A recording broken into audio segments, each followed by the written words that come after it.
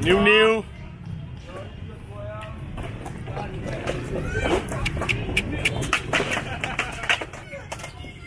Này.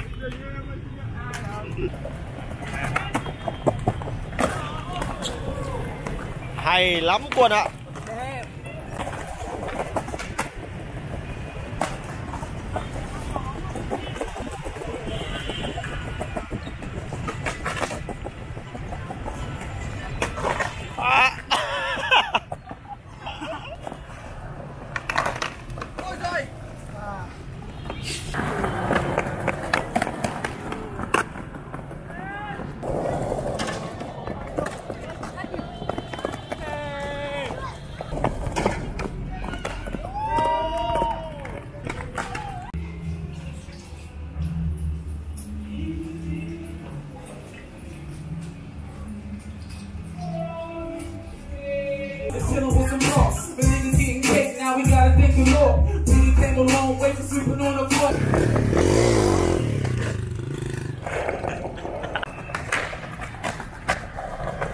Việt Anh have fun.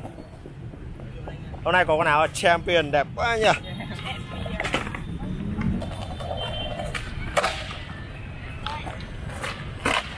Ui rồi ôi.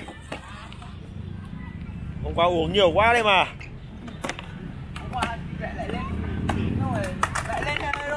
Ôi giời, trời thế.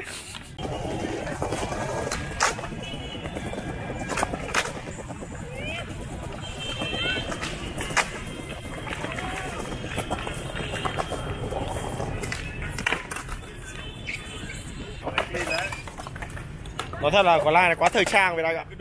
Đoàn thời trang quả áo đẹp, trượt đẹp phải không?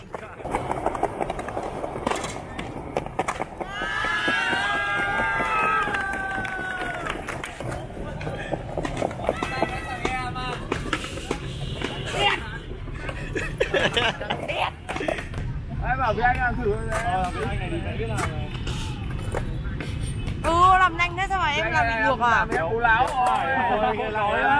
Tay chúng nó như kiểu phát tinh ấy.